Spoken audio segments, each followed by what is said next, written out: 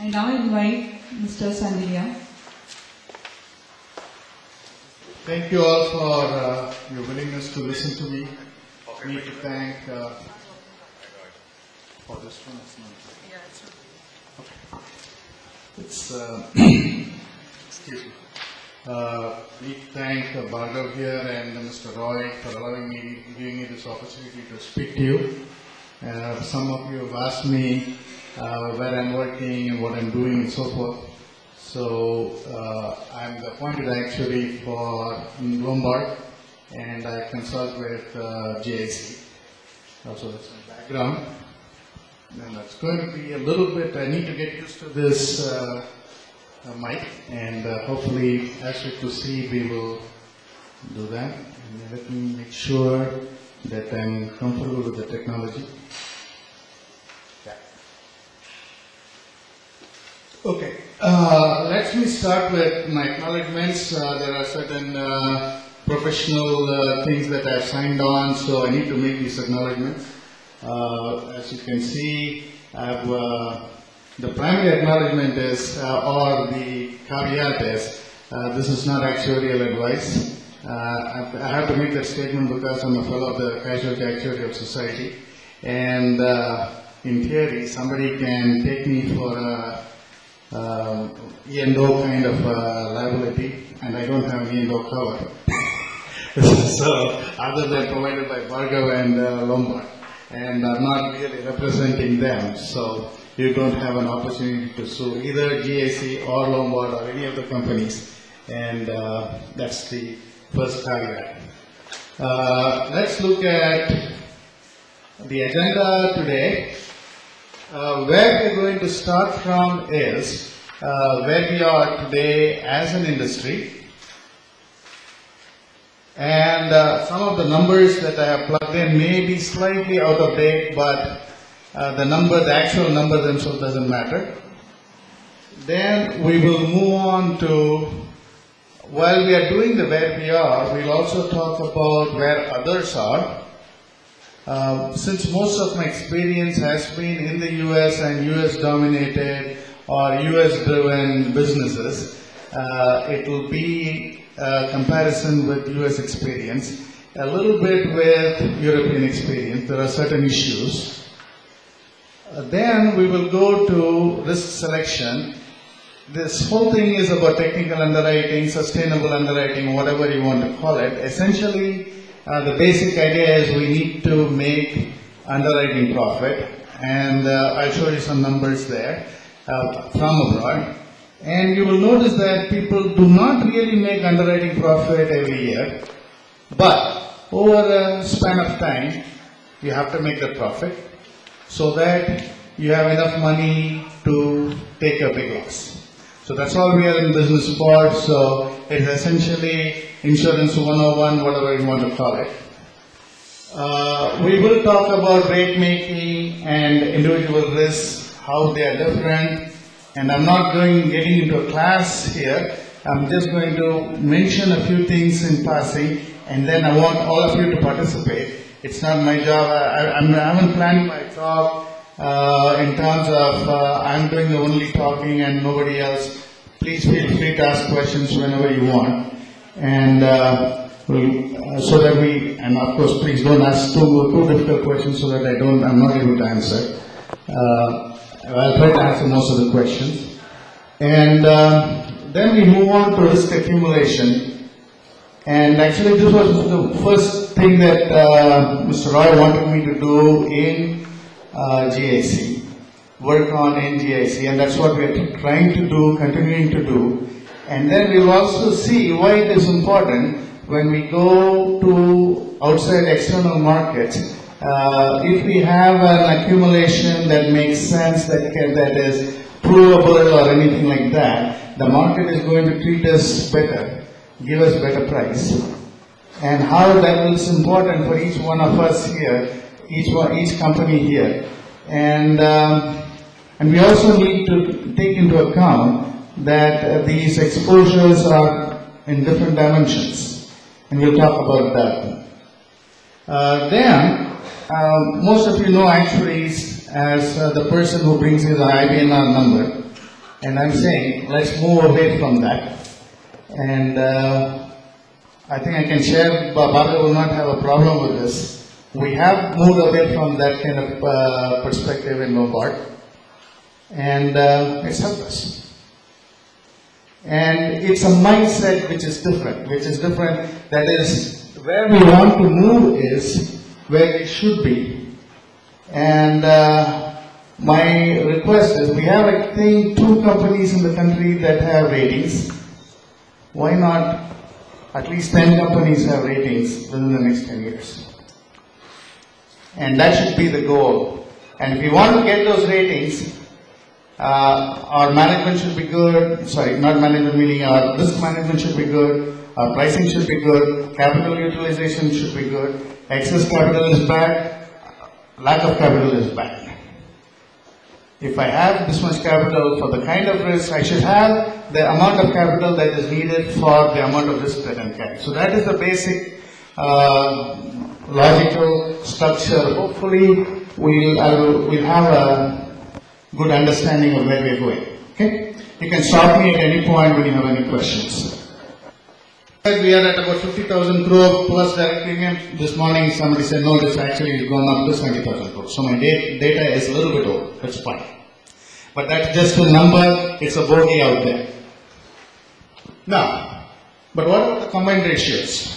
Above 100% for how many years? 6 years, 5 years, 7 years? Are they at 110%, 120%? I'm talking about industry. There's no pinpointing about any particular company or anything like that. It's the total industry number. Where are we? Now, can we sustain that? Now, if you assume a 20% growth, we're going to double the premium in about 4 years. So, 50,000, 100,000, 100,000 becoming 200,000 crores within 2020. That's the overall growth pattern. And if I have a 5% combined ratio at 105, what's the amount of loss every year? I don't need to calculate that. If I have a combined ratio of 10%, what happens to the loss per year? 2,000 crores, 20,000 crores, 10% combined ratio over and above the 100, 2,000 crores, 120% combined ratio, 4,000 crores, and it begins to add. Can we keep on sustaining that loss ratio? And hopefully if we take away that, this is really not sustainable. We need to grow, and can we do something? And essentially my request is, hey, let us not make this into a sick industry. Let us prevent it from becoming a sick industry. Any questions on this data? Pretty straightforward. So let us look at what others are doing, what they have been able to achieve, and whether we can achieve that, and what are the implications. As I said earlier, I'm going to focus on the US market. The numbers are readily available for the US market. You can go online and get all the numbers. It's all published. I'm looking at only companies. These are single companies. I'm looking at 3 single companies. I've taken them as my examples. These are bigger than the Indian market right now. The companies themselves, they write more premium than the Indian market as a whole is writing. But we are going to grow at about 20% per year. They're growing probably at 3%, 4%, 5% per year. So as the economy expands, we'll look at the reasons for that. As the economy expands, we are going to take that path. We're going to reach 2,000, 200,000 crores and so on. And so we have to see what they're doing and look at their combined ratios and can we emulate them? What are they doing? And Milind had talked about a few issues. We'll touch upon some of those, something similar. We'll take 2 or 3 typical lines and let's discuss whether we can, as a group, change the way we are doing business.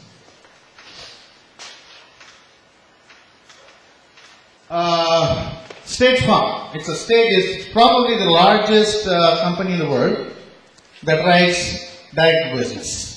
And I think AIG and now others have become bigger because they write both direct as well as reinsurance. So, State Farm has about $35 billion in premium. It's a multi-line company. And if you take their combined ratios over the last 3 years, 2012, 2011, 2010, it's been hovering around 103%. What have they done? Look at the next line. They have curtailed their growth. It's not more than 0.5%.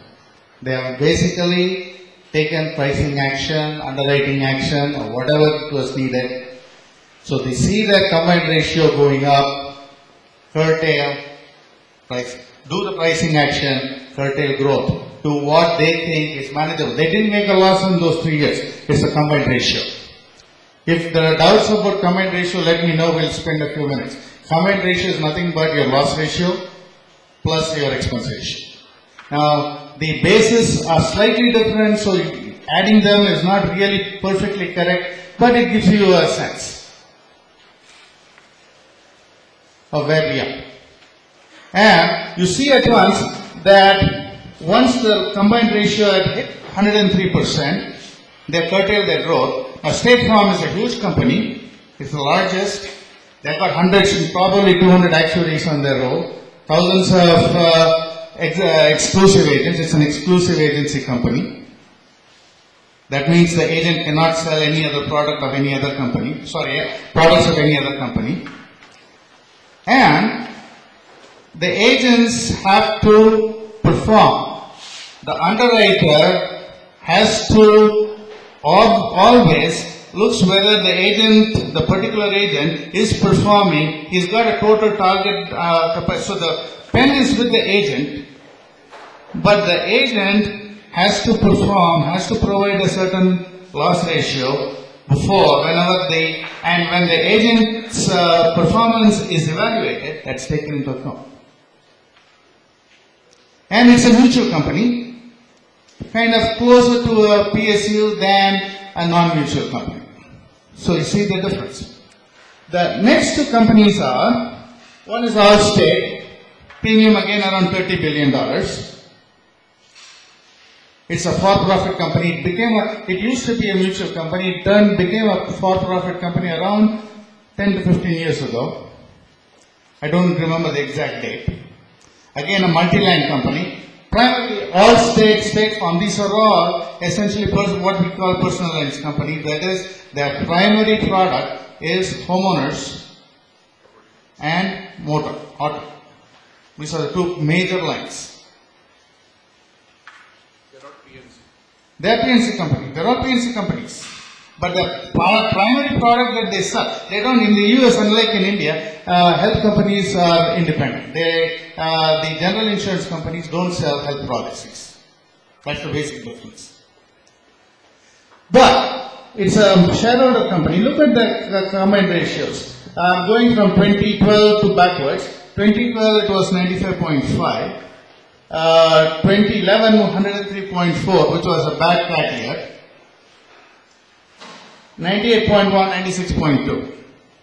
But what is more important is the line below, where how they are planning ahead. They have provided this information online, the combined ratios without cat, ex-cat, and 87.5, 89.3, which means every year they take. You can kind of read from here. Every year they say, hey, I need this gap, 6 to 7 point gap. I'm ready for that. I have it in my price. I can expect this as my overall, given all my exposure, diversification, buying reinsurance, everything. These companies are really big, so they buy very little reinsurance. Most of them are self-insured. Half of their exposure is self-insured. Still they buy the insurance. So we'll see that structure will come to. So now, if you see, Allstate has written, has essentially kept a gap of about 7 to 8 points. Now, what happened in 2011? That was 1 year where that gap was not sufficient. It was a world over cat each kind of year. And still, they came up with 103. So that is where we need to be. That's the kind of planning we need in order to get there. Now let's go to Progressive. It's essentially a monoline. Most of it is motor. Premium in the 15 billion range. When I started, I started becoming an actually rather old. Right now I'm quite old. I think I'm older than the oldest in this hall. When I started about 20 years ago, I'm a late joiner to this line of business. They were at about 3 to 5 billion, 3 billion or 4 billion. They were smaller than Nationwide at that point in time. About $3 billion. It's primarily a monoline. Now, they're probably the largest motor insurer. Probably the largest or the second largest. And motor insurance, it's essentially a liability line, third party, they call it BI cover. Some and a little bit of cat cover if for exposures in Florida and so forth. And so you notice that their combined ratios have been relatively stable. If I say 93.5 tomorrow, if I reinsure Progressive, I don't have to look into their books. I can basically underwrite them for 95% combined ratio. And look at their expenses and say, okay, they're going to basically come out at about 60% loss ratio. And then adjust my ceding commission based on that. There's another thing, I want some people here in the hall to guess. We have this problem, we'll be talking about this problem. How much do you think out of the 12 to 15 billion of motor premium is commercial vehicle premium for Progressive? Any takers?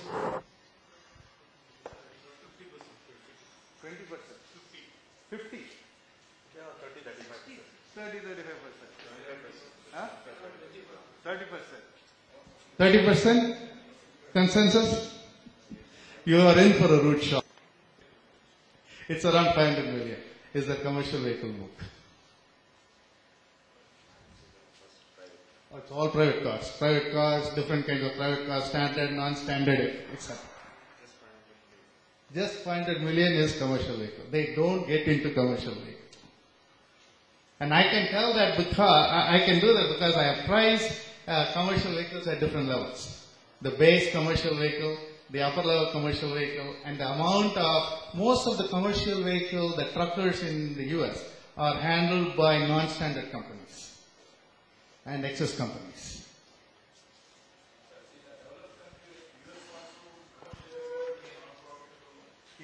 It is non-profitable, it is cutthroat competition. That's why I wanted to bring that. If we feel that there is cutthroat competition here, who? They are also as good as we are. But they are able to differentiate that market. What they are able to do is, hey, if I feel that I cannot make money in this market, I get out of it. Yeah, so that is something we need to, we'll talk about the whole impact of, so Mr. Ranjit will have to answer that question. We'll give Ranjit a chance. And so they are not writing more than 500 crore thing. The other companies do write more of, Allstate and State Farm do write more of commercial vehicles. But the commercial vehicles that they write is only up to a limit. It is not an unlimited cover. Here we are essentially providing an unlimited cover. So we need to find out how we are going to improve our commercial vehicle story. But what is important is the over 4 years, 5 years in a row, people make underwriting profit. That is the objective of the insurer. If I take a 7-year history, maybe I will make a loss in 1 year, 2 years. I can't avoid it. As an insurer, I cannot make profits year after, I cannot make underwriting profits year after year. It's impossible. But I need to make underwriting profit 4 years out of 5, 7 years, 5 years out of 7 years, something like that. I should be prepared to do that. So that is the basic thrust of my talk. Any questions? Is US market a comparable market to India in the present situation? In the present situation, we'll talk about that. We will, I think either the next slide or I have a slide on that, whether what are the commonalities, what are not the commonalities, we'll talk about that. And how much we can do and how much we cannot do. Sure. Any other questions? Let's go to the next. Now, I'll give some answers. So, quadruple premium in about 20 years. Okay? Major innovator. What was their major innovation? Rating factors. Milind had said that. We need to use different factors. We need to be able to, I'm an electronics engineer, I'm a double-E major from IIT. So we have what is called, we used to study what is called comb filters. So use a method, use a pricing structure such that I am able to split exposures into small groups and price the group properly. That's what they have done. How did they do that? What were the three primary innovations they have done? One, they were probably the first one, and I think Geico was the other one. They basically used credit score. And why credit score? Credit score is the best proxy to tell whether a person, and this is coming back to driving. I came back to India and found out I didn't have a car before I left, so I didn't need I had a license, but I didn't need any insurance. I came back, I found that I can get insurance without the basic documentation for me, which is driver's license. Can we change that? Now, that is a political question. Can we identify the primary driver of a commercial vehicle or a non-commercial vehicle and make that a primary rating variable?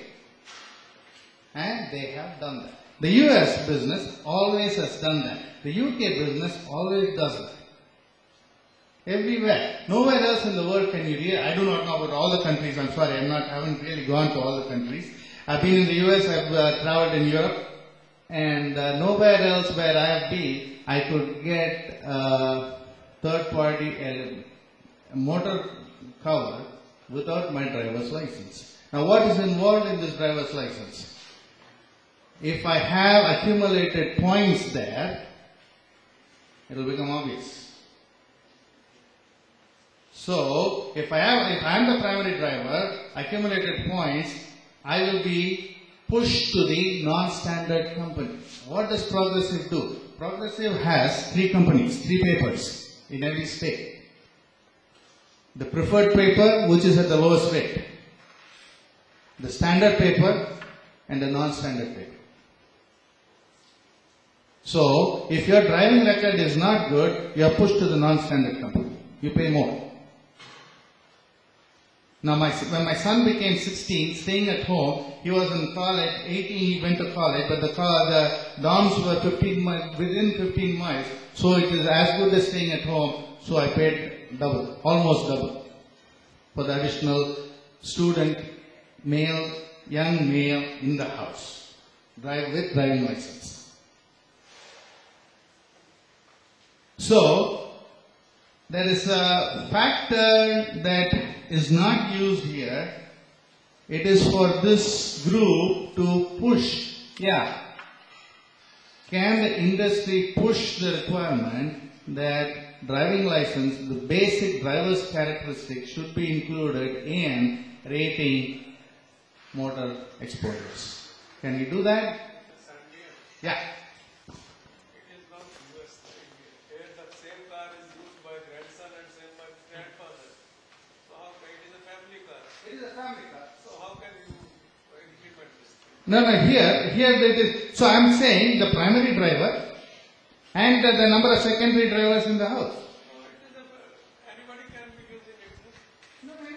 It is a question of primary driver, secondary driver. I'm not saying it is not. I'm not telling that it is. You are going to do it tomorrow. You can. It's a question of moving towards a strategy which will work. Now, can't you do it in commercial vehicles? The trucks, they are being driven by a single guy. Can't you take that guy's driving record and rate him? So that is the basic issue. I'm not saying you cannot do it. Yeah. See, if you really look at the own damage, forget the third party for a minute. Yeah. Because the driver's liability and things like that, which is not there here. On the own damage, Indian insurance market is making profits. They are distinguishing. There is profiles. Each company is innovating. Sure. It's not that maybe these type of credit scores, things all can improve the system. Yeah. But I'm not really worried about the motor own damage portfolio. Please, I don't know how many of us agree with that, but I personally feel, in my experience, motor own damage part is not a problem for the industry. Sure, even it is the same thing there. There also the motor own damage part is called comprehensive and collision. People don't. So what is happening there is you take the credit score, you take the miles driven, and you take the GPS where you are located, where the car is located. See, these are all innovations that are coming. I don't say all the other companies have followed suit. It is expensive. There is initial cost. So, and when you are underwriting a person properly for third party, you expect that car to have that much better performance on the own damage side also. So we are not really talking about the strategy. So those are the factors. I'm saying these are the factors that we need to move towards. If we want to grow, we can basically say we can't do, and stay as we are. Yeah. Correct. So the license holder should have a third-party license, insurance. You can drive anyway. So you drive his registration or his own vehicle, takes care. Takes his license too. Takes his license. Sorry, he's okay. Yeah. If I have a license, I should have a third-party insurance based on my license. Without that, the license will not be renewed. Correct. If that can be brought in here as a solution, the third party can be handling that. So every license will have insurance, and it can be a driver-based insurance. You can have all this credit scores or all this, you can bring it to the fact, and then have separate product categories. Maybe the regulators will take it to the inside the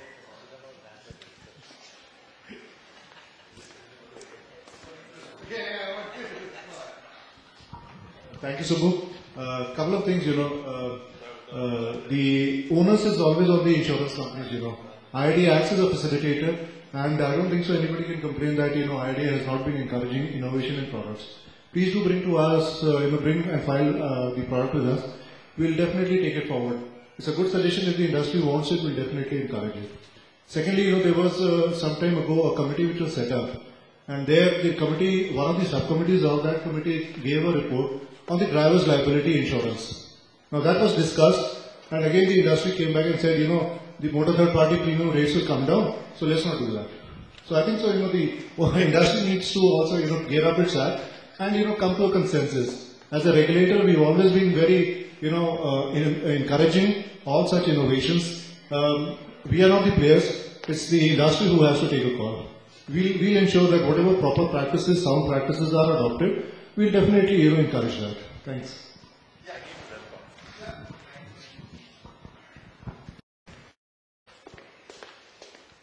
See, we as the industry body have also raised this at the highest level of the FM in the last meeting we had. interestingly, people should know what response FM gave on the driver's liability. He felt that in India, the drivers who are driving the car are of a particular income level or unable to meet the third-party liability that will be hoisted on us, and they will not be able to pay the premium that will come rising out of the claim escalation and revision in prices, etc.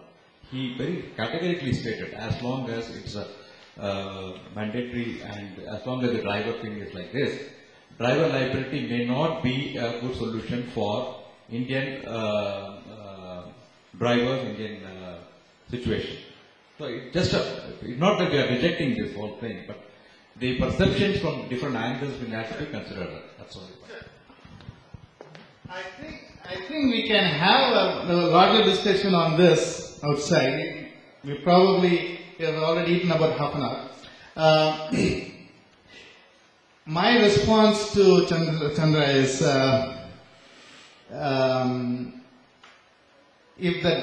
let me explain how the US third party is set up. It basically, everybody should carry financial responsibility numbers. That is, it's a $25,000, $50,000. I think the numbers have changed, should have changed. It used to be as low as $12,500 per head. That is the limit. 12.5 to 12.5/25. Now, the guys who are richer will feel that they can be taken to a court, top court, and so they will buy the increased limit. They will take a cover for 300,000 or 600,000, or if I'm driving a Volvo or a Mercedes, or I'll take a cover for $1 million. So I buy the increased limit. So if the finance minister says that there are poor people can't really afford a car. So the poor people who can't afford license but are employed as drivers, then the onus is on the owner of the car to make sure that his or her driver has insurance cover. So that should not be a problem. And the owner of a car knows the inherent cost. We'll talk about the inherent cost of this. And that's why the person has to bear that cost. Otherwise the guy is not going to buy a car. Yeah, we'll go on. Now, we say that there is intense competition here. There is intense competition in the US. Absolutely, it's cutthroat competition. Quite a few companies, in fact nationwide, had to move out of Massachusetts, one of the key states, because the competition was too much. People that they could not make money there.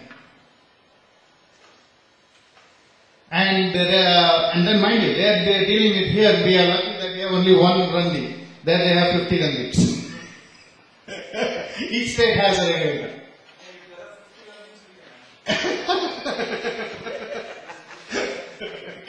And no, they're trying to move to this one Randeep model also. They're trying to do that.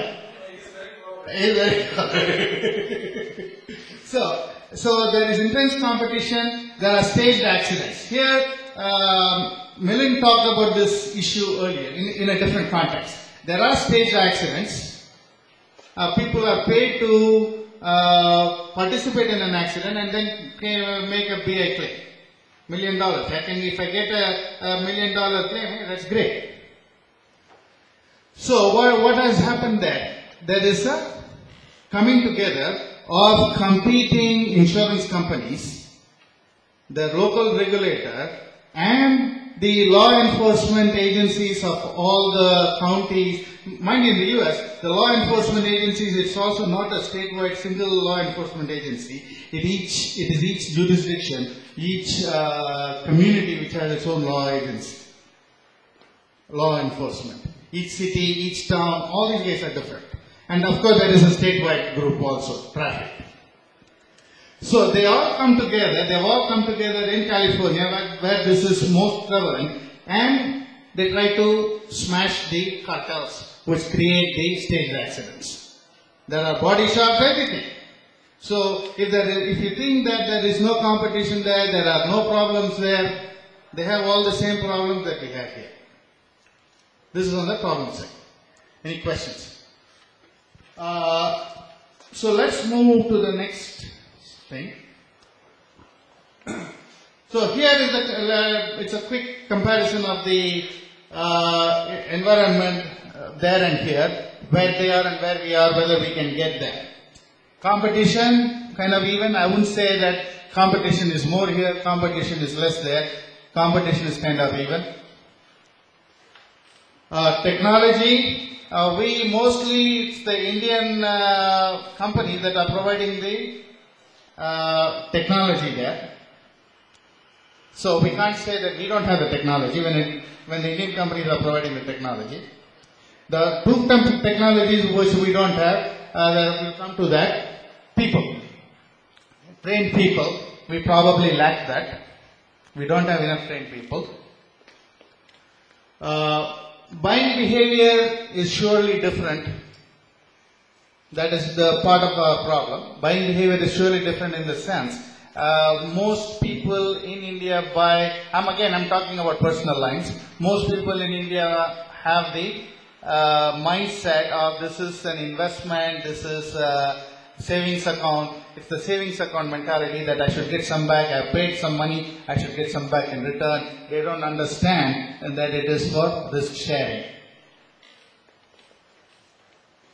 And commercial lines are handled totally differently there. You have, there are many companies, as I told you, Progressive doesn't write commercial at all. There are other companies which focus on commercial lines. There are specialty companies, they focus only on commercial lines or commercial auto. So that is how the market has been. So what the takeaway for us from this slide is, yeah, there are some things that are comparable, there are issues that are not comparable. That we are different, they are different. We cannot be exactly the same as the US market. We have to live within our constraints. But we cannot say, hey, this constraint is there, so I cannot really keep doing it. Hey, we have to make a move. Now, 3-4 years ago, when I first gave a lecture and I was coming back from the US, oh, we don't have data here. That was oh, you did all this pricing analysis in the US, we don't have data here. I said, no, you can create the data. And I'm still maintaining, yeah, we can create the data. We have to insist, we have to get that information. Okay? Any questions? Let's go to the next slide. I'm essentially talking about, this is not really a lecture on pricing, but the basics where everybody understands where we are and where we have to go. Insurance, as we all know, is law of large numbers. Sorry, my mouth is drying up.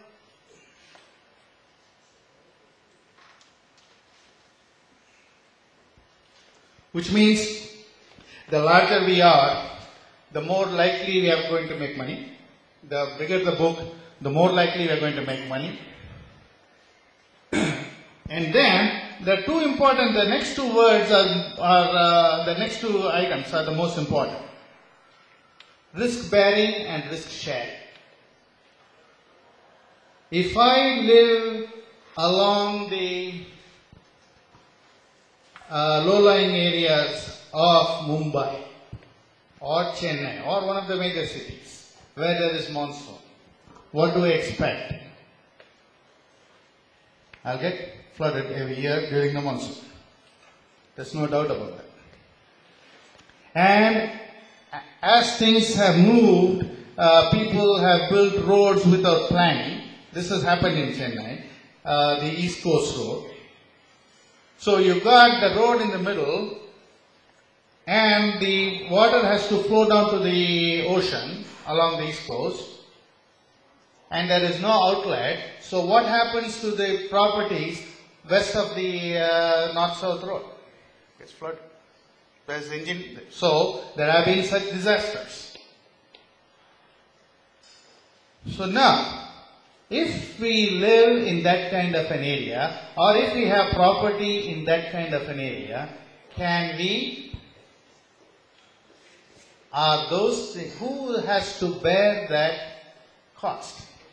Can an insurer bear that cost? Should an insurer even be thinking of bearing that cost? where has that cost going to? If it is a slum, it has to go to the government.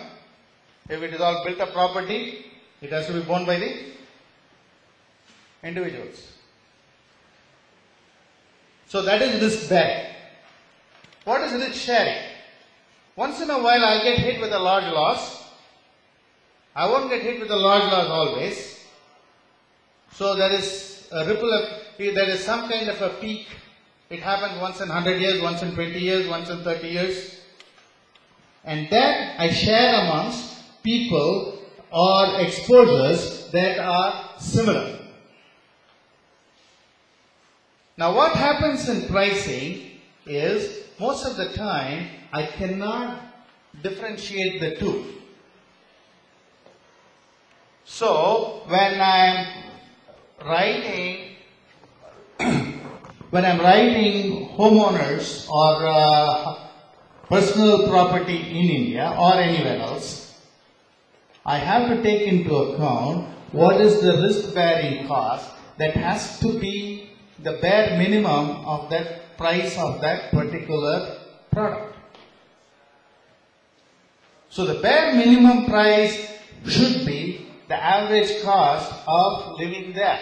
If that is not done, then I'm underpricing the product. Over and above, I need to load for the risk sharing piece.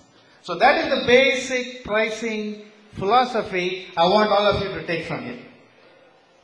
I need these two pieces. Now, if I can perfectly allow the policyholder to take care of risk bearing, then I price only for the higher amounts. Where can that happen? It can happen. Any large risk, they take a high deductible. Why do they take high deductible? They don't want to, they know this will happen. They know there will be a downtime. Always. If I'm going to price it, the product is going to be very expensive. I don't want to do that. All that I'm going to price is a high deductible exposure. And that is what we need to be able to sell. That these are the products where we cannot split. These are the products, therefore, risk bearing cost should be included, and that should be the bare minimum of that policy. We cannot really sell below that. Any questions?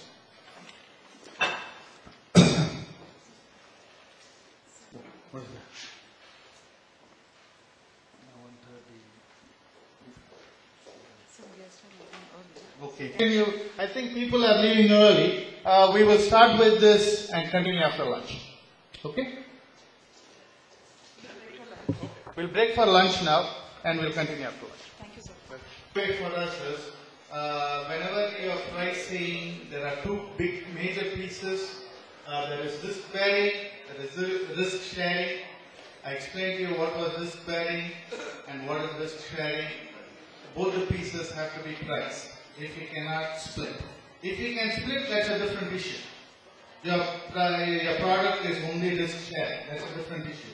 But if you cannot split the product, you have to price for both. That is the bare minimum price should have the risk bearing price.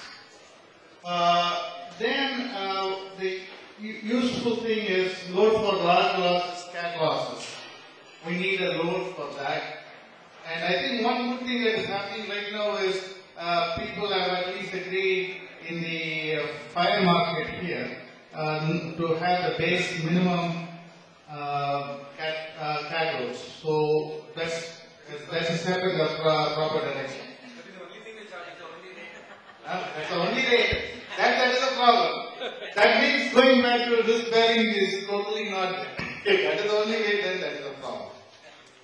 If I do 95% reduction of the loss of the talent, then I'm in serious trouble. Yeah. Yes, sir.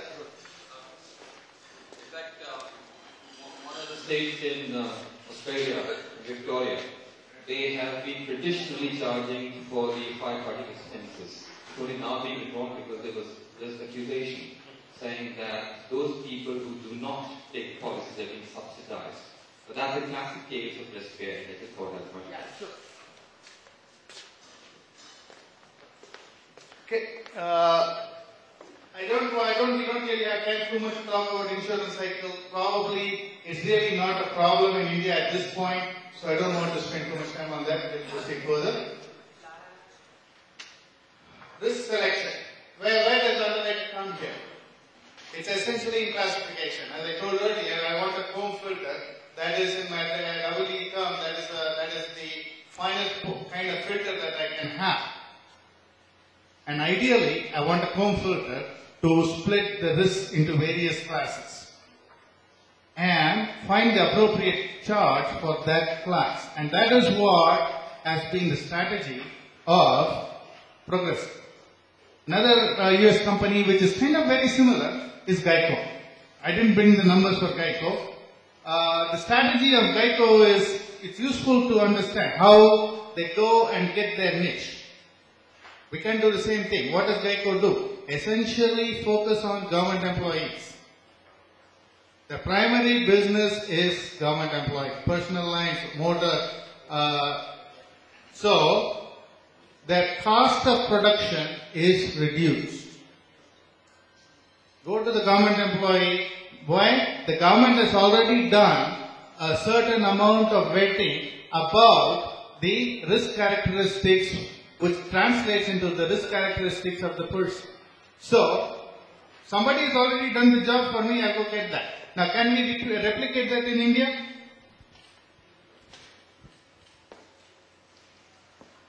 Any examples?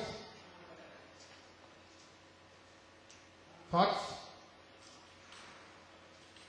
Use the banks. Use the people who have borrowed some money from the bank for the houses, home loans. The bank has already done the job for you. It's a credit score. Automatically you get a credit score. The bank has vetted that person. Credit score is there. You don't even have to go further. So that's the kind of thing. You cannot do the same thing what they have done, but you can do something similar here. Okay? So factors. Milind was talking about the fire hydrants. You know, one of the factors in the US is this, when you are doing homeowners, distance from the nearest firefighting station. So whether I am 3 kilometers, 5 kilometers, of course US it is miles, 2 miles, 3 miles, 4 miles. So there are zones. The insurance service office provides these zones, updates these zones every 2 years, 3 years, whatever, and say these are the fire zones. 1, 2, 3, 4, 5, 6, 7, 8. There are I think about 8 zones. They also have factors, the type of house, the construction type. That's a factor. US it is very important. Here it is probably not important because here everything is almost brick and mortar. US mostly it is wood. So home insurance, you need to take that into account. So we can't really do that. We can do something else. RSBY, CVTP, as I said earlier, we just have a single factor, and that factor is type of vehicle.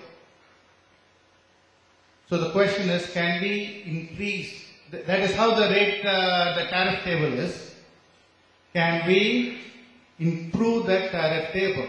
We need to essentially have a group that works together and goes to Randeep and says, Randeep, these are the better factors that I want you to include and change the tariff table according to this. Simple example. What do you think is the primary is a road accident? And where do most road accidents happen? In and around Goa. So, vehicles that go to Goa, I'm just throwing out an example, should be surcharged. Will the IRDA accept it, Randeep? If I provide data for you? We'll need to consider. So that is the type of proactive changes that need to go in. Huh? They have accepted location-based pricing in a fashion, in the sense you can have an underwriting rule for a location-based pricing. So the next best, I can't price it, but I can select based on that factor. I don't always have to price based on a factor, I can select based on a factor. And IRDA allows selection based on a factor. And similarly, I can convince IRDA, hey, this is the other factor that I'm going to use, and this is why I'm going to use it. Annually, I can go and tell them this is the factor I'm going to use, I'm going to select on this basis. I'm sure they will accept it. Okay, so move from a single factor situation to a multi-factor situation, and thereby you get a better risk. You go after that business, your total policy, your book portfolio improves. RSBY, what is the single most factor? It's not even on our selection. It is basically set by the government. We'll come to RSBY pricing a little later. So here is a situation where I don't have absolutely any control on who's going to come. Now we will discuss RSBY in the context of it could be the next time bomb. Okay, we'll come to that.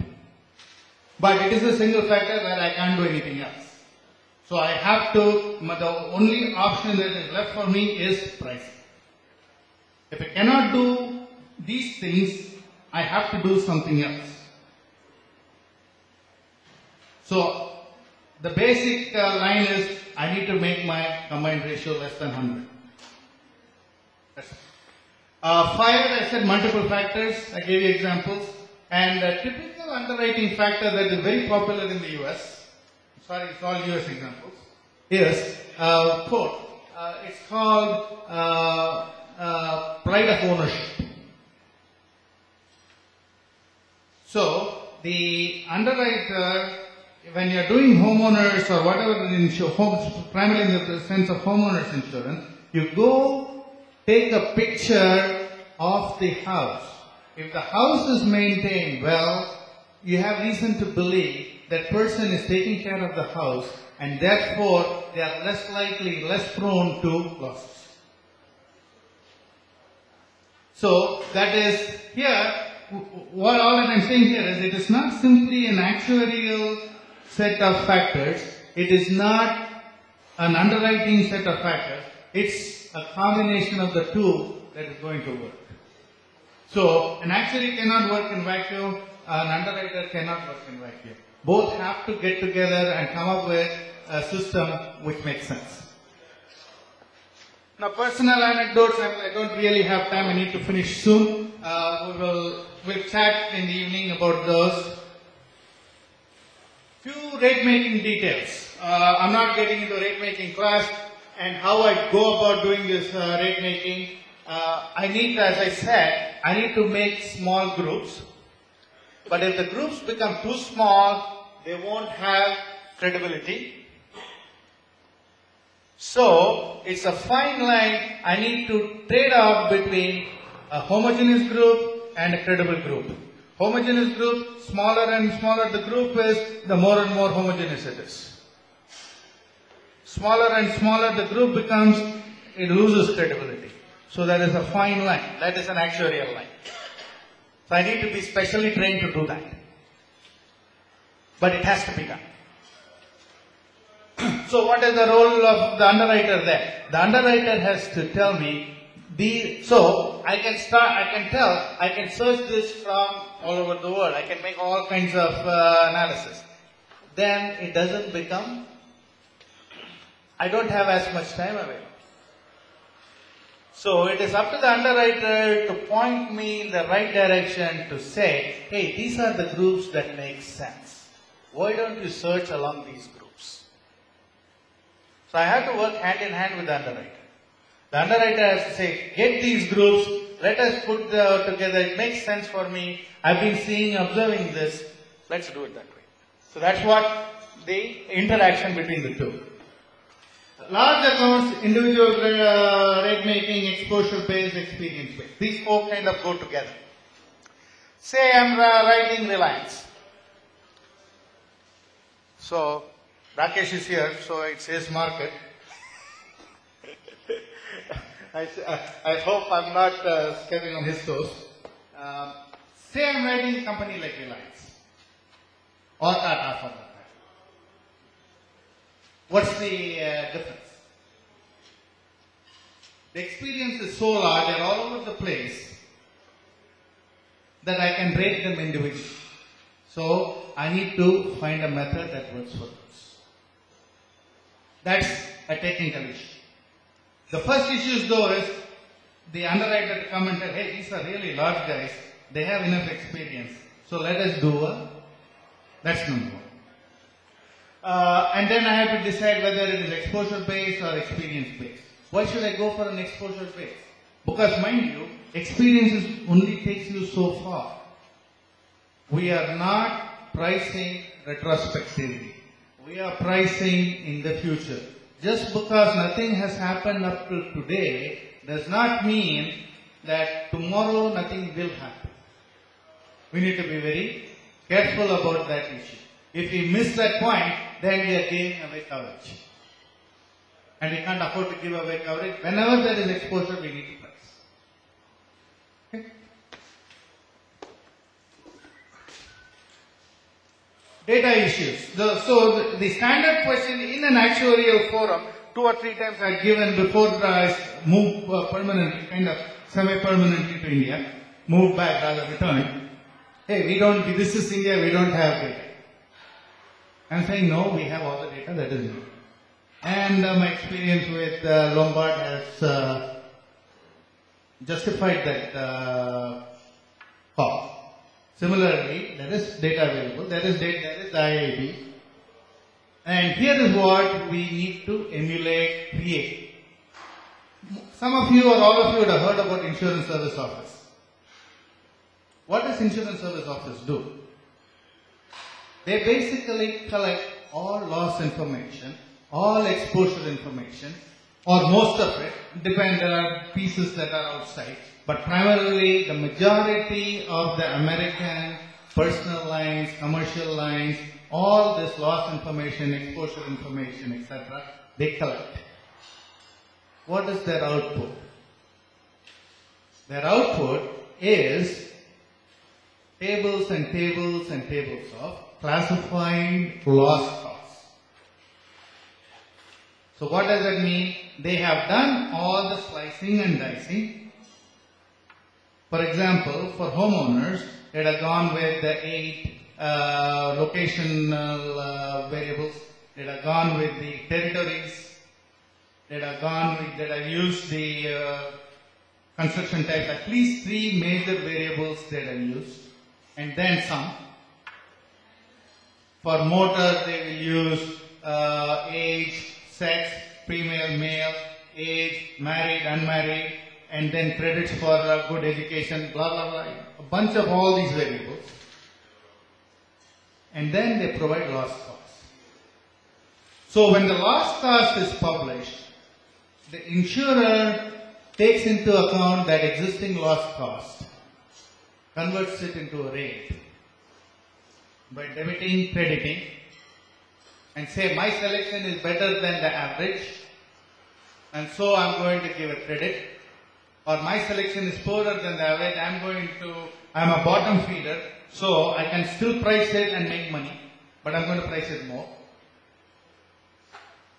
Now, as a group, as an insurance industry group, can't we get IIB to become that? To do that for us. I got all the data. IRDA has all the data. Can't we expect or can't we get IIB to do that? At least we have now, when I'm signing the annual forms, the IBNR forms or the FCAR forms, I have to basically say that I don't really have comparative numbers from elsewhere in the country, because there is nothing really published by line of business. So I can't go and compare my performance in a particular line with somebody else's or the industry's performance. It's not there. It's simply not available. But is the data there in the country available in a central place? Yes, it is there. Can we use it? can we make the IIB into an ISO for India? So that's where we have to go. Any questions on that? Thoughts? So if I combine ratio, so finally I have to convert all my exposures into that number, that single number. Now, in order to convert my exposures into that single number, it is not sufficient if I just focus on, what is the focus in the country right now? Oh, focus is on some kind of a cat risk. The only thing that can hurt us is the exposure to Gujarat earthquakes and nothing else. That's the primary exposure in the country and nothing else. More or less, right? Most of our thinking has been along those lines. Mumbai floods changed that, but until then that was the only event. Then it is Mumbai floods. Anything else? But then again it is a property thing. Motor, PA, so all these things can come. So the list that I've thing is, can RSBY become that? So what is RSBY? RSBY, Rashtriya Swayam, whatever, Bhiman Yojana, whatever. So, what is the basic cost in RSBY? Card cost and the third party cost. So those two themselves come to around 150 rupees, let's say. I'm just throwing a number. This has no bearing with what the actual numbers are. Let's say those two add to 200 rupees. And if I sell the product, because I have this tremendous tender mentality, I need to go and win this tender. And if I sell the product, if I quote 250 rupees, what is the loss ratio I'm pricing that at? 50 by 250. That is the effective loss ratio I'm pricing the product at. 50 by 250 or 20%.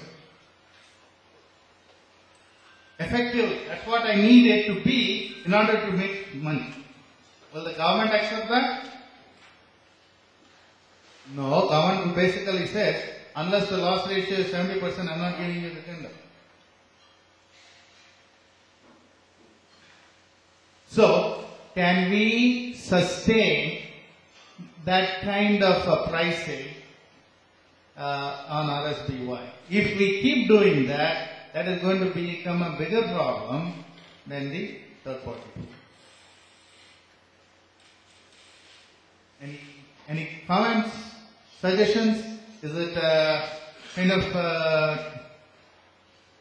should not be discussed issue? See, just want to make a point on RSBY. See, just it's a perspective, I'm not disputing that point. There are about 3.5 crore cards, smart cards, from the RSBY cycle. Total 5.2 lakh hospitalization claims will be paid. And an average claim is around 4,400 and odd rupees. Okay. This data is there. And interestingly, these are only states which are under penetrated, like 0.45, 0.35. States have taken the uptake on RSBY is very high. So in spite of that, the average claim is 4,500 rupees. Just I wanted to give you numbers in perspective when we are discussing RSBY. Yeah, sure. So all that I'm saying is, There is a solvency issue also there. yeah, that is They are all. not paid on time. Yeah. So the premiums are not paid on time. The premiums are not paid on time, so there is a cash flow issue on that. So here is a situation where I cannot even financially underwrite. I don't have any investment income. I am incurring the cost right up front.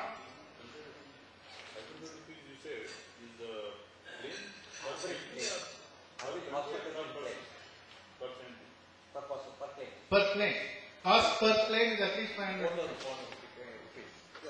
But only 5 lakh claims are there. 5.2 claims are there. No, but RSBY can't discuss in isolation. Each state has its own way of doing things.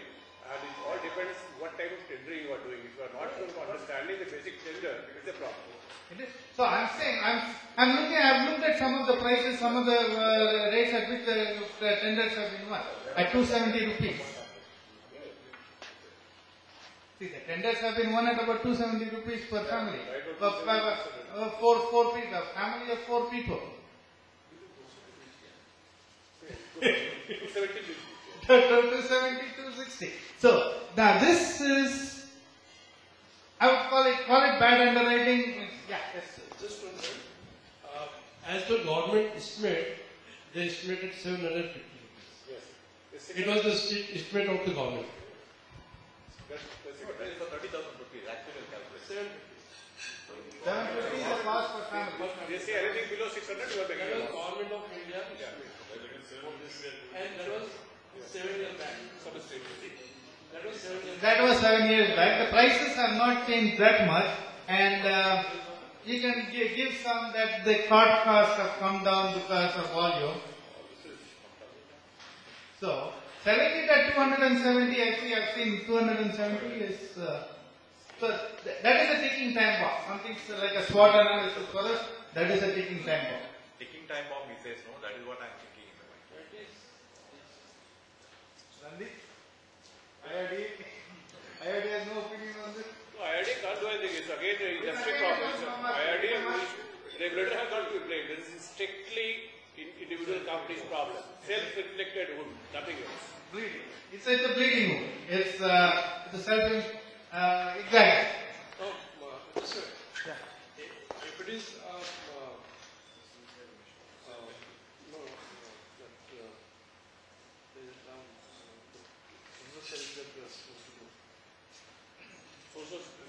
Full services. Theater. if we are doing it as a CSR, then I am agree, sir. Yeah. Then the taxpayer will bear the expense, which is fine. Motor also we have to give it. Okay? Half of the market are doing theater. So, everywhere it boils down to the same thing. Are we including the risk bearing and the risk sharing issues? Are we pricing? Underwriting 101, we call it underwriting 101, it's kind of a US term. Any initial course is called 101. We basically are good at spreading risk.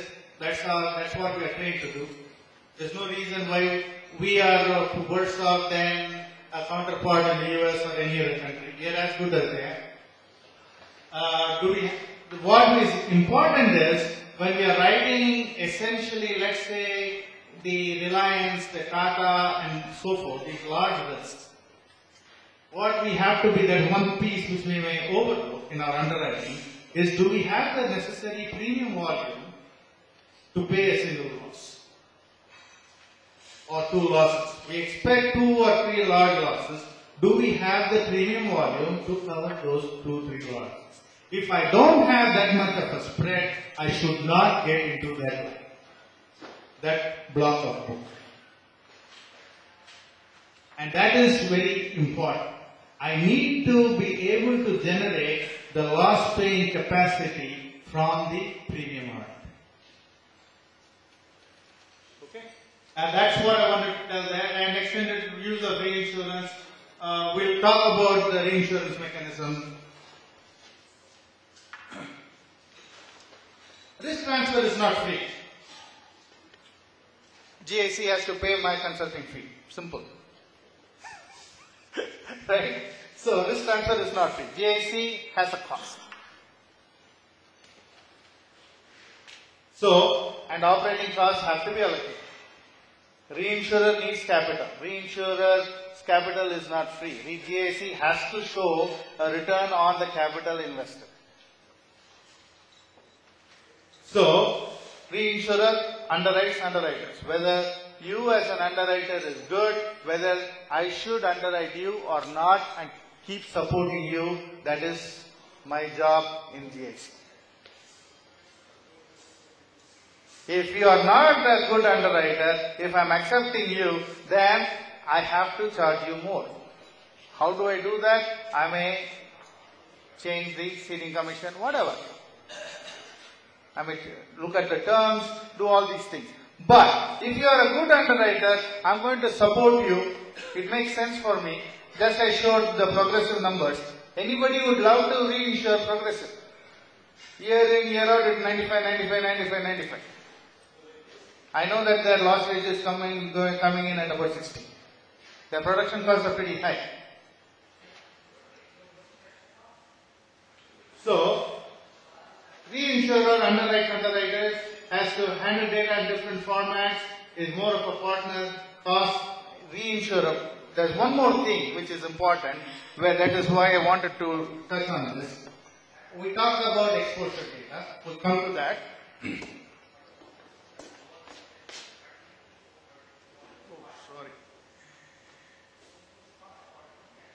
Okay, we'll finish up that with this slide itself. Reinsurer has to buy retro cede. Reinsurer does not keep all the risks to themselves. We don't keep it. We buy retrocessions. That's expensive. Now, if I, as a reinsurer, am not able to show or give a clean picture of all my exposures, what will the retrocessioners do? What will Swiss Re or Munich Re or whoever is my retrocessioner, what will they do? They are going to increase the price. So if I am going to buy retrocession and that cost has to be transferred to you in my pricing, that is the cost of my carrying your risk, and I can improve that, I can reduce that cost if the companies are providing me accurate, better exposure numbers the way we want. Hey, so much the better for all of us. So much the better for you, so much the better for GIC, so much the better for the market. So, this exposure accumulation along different dimensions is very important. And probably I need an extra session for Excel, that's why I'm not getting into the details here.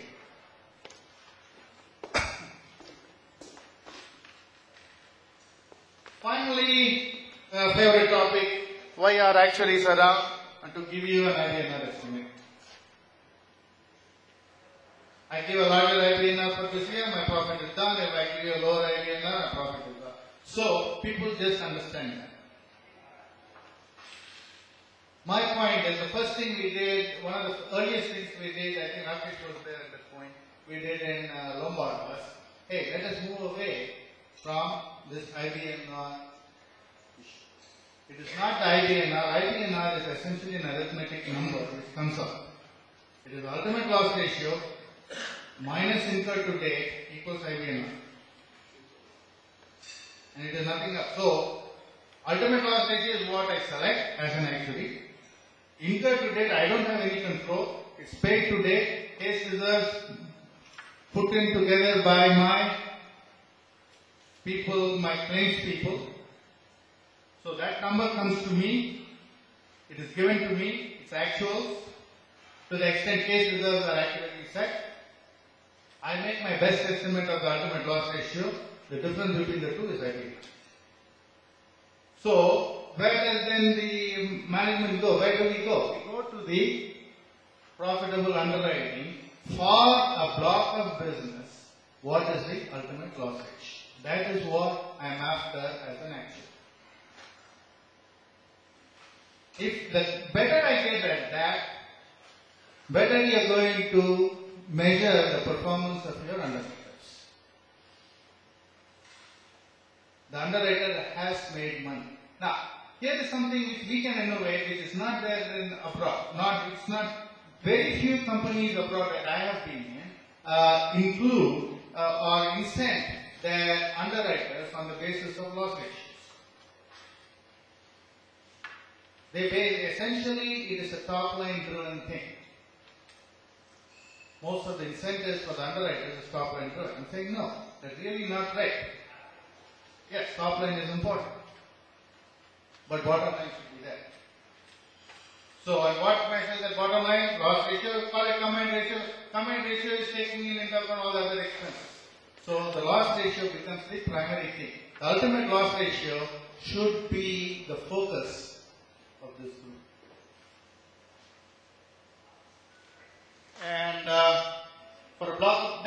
need to understand its statistical properties, it is going to vary, how to add it, all that. We will not get into those details here. So now, we talk about how to close the loop. My basic kind of summing up, we begin with analysis. The analysis cannot be just on numbers. It's based on numbers as well as factors, variables that are quantifiable, non-quantifiable, ordinal numbers. I can rank order, all these things. The actuary alone cannot do it. You need a very good interaction with the underwriter who understands the market. Do that analysis and then come up with a robust price based on those two. Then, meanings of credits and charges, you need to balance. So I got this robust price. I can't keep on giving credit. Then what happens to a robust price? There is nowhere there. If I give 10 points of credit, somewhere I need to add a surcharge so that I'm starting with an average price. If everybody is better than the average, then something is wrong with the average that I began with. So, I need to make sure, as an underwriter, as I'm selecting, I am able to place my policy holders into groups. These are better than average, these are worse than average. I surcharge them, I give them credit. And then the overall comes up to me as my robust price. So that is the thing. And then I need to keep monitoring my loss experience. Compare my incurred loss ratio with my ultimate loss ratio that I've selected. Keep monitoring that. And then find out use factor analysis. Again, going back to analysis. Hey, these are the factors that this thing happened. Are they likely to happen again? Then use the feedback in my next, when I am writing the next block of book, use the feedback. In the case of motor, it's almost daily. And then revisit underwriting guidelines so that this thing gets built in and my book improves. So that's where we need to go. And if we do that, I hope, we've got 2 rated insurers, GIC and New India. 3. United India also has got it. Okay, 4. And Oriental. 5. 5 is there? Okay. So I want 10. 10 more in 5 years. 5 more in 5 years. Can we have 5 more in 5 years? So, and when we go for this rating, what do they observe? They basically observe how good I am at managing my capital. I'm not over-capitalized, I'm not under-capitalized. Do I have governance in place? Do I accept risk according to the risk characteristics? Am I pricing them properly? These are the 4 things. They've got their own models. They put it in and then it's a quantitative, qualitative. It's just like underwriting. It's a quantitative, qualitative study. But it's important that we go there, and if we do that, we can probably beat Singapore. Why should Singapore become the center for insurance in Asia? Why can't we be? We are much bigger. South Asia and Southeast Asia, we should be the thing. And then we have our own, then we can basically we can grow. So it's not 2,000, 20,000 crore book, it becomes much bigger. Okay? And any questions? I know Arun has to talk, takeaway. So how are we going to do this? I just put in some points there. Increase the use of actuaries. Unfortunately, that is a problem. You don't have too many actuaries in the country who are specializing in general insurance. That is a major problem. Huh? Almost nil. But not too many. Almost. And we should realize that actuaries are not just for IBNR crunching. We should use them for other things. Do we have a supply? We don't have a supply. What does it take to make a supply? We need to work with IRDA to make sure that happens. Then let us compete on fundamentals. I don't have any problem. There will be competition. Let us not compete on discounting. That's the takeaway. And thank you. These are my addresses. These are 3 locations where you can reach me. Easiest way to get me is to send an email. I may not be able to answer you any questions for the next 3 weeks, but after that. So if there is some delay, please bear with me. Thank you all.